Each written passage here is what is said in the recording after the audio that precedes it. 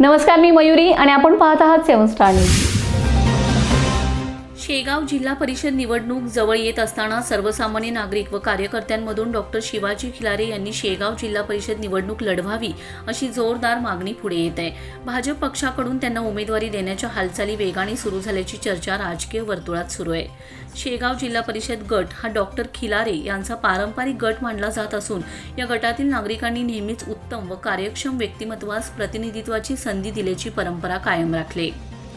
जिल्हा परिषद व पंचायत समिती निवडणुकांची घोषणा होताच चाणक्य मतदारांकडून सक्षम, अभ्यासू व कार्यक्षम उमेदवारांची चाचपणी सुरू झाली असून त्यात डॉक्टर शिवाजी खिलारे यांच्या नावाची जोरदार चर्चा सुरू आहे.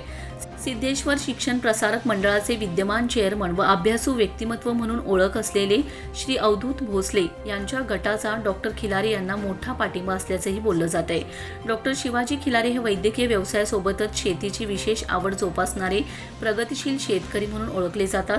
वैद्यकीय क्षेत्रात त्यांनी गेल्या अनेक वर्षांपासून समाजसेवेचे कार्य अखंडपणे सुरू ठेवले. तसेच शेतीमध्ये आधुनिक तंत्रज्ञानाचा वापर करून पेरू या फळाच्या नवीन प्रजाती विकसित करत त्यांनी यशस्वी प्रयोग केलेत. या अनुभवाच्या आधारे त्यांनी अनेक सर्वसामान्य शेतकऱ्यांना आधुनिक शेती पद्धती अवलंबण्यास मार्गदर्शन करून त्यांचे आर्थिक स्तर उंचावण्यास मोलाचे योगदान दिले. त्यामुळे शेतकरी वर्गातही त्यांना मोठा जनआधार लाभलेला आहे.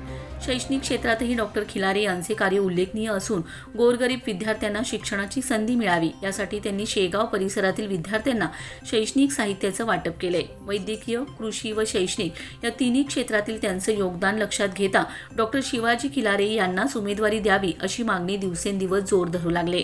एकंदरीतच डॉक्टर शिवाजी खिलारे यांनी शेगाव जिल्हा परिषद गट निवडणूक लढवून आपल्या अंगी असलेल्या शेती, वैद्यकीय व शैक्षणिक क्षेत्रातील अनुभव व कार्यक्षमतेच्या जोरावर शेगाव जिल्हा परिषद गट सर्वदृष्ट्या सक्षम करावी अशी अपेक्षा व मागणी येथील नागरिकांकडून व्यक्त केली जात आहे. Vitthal Hegde, 7 star news, Jat.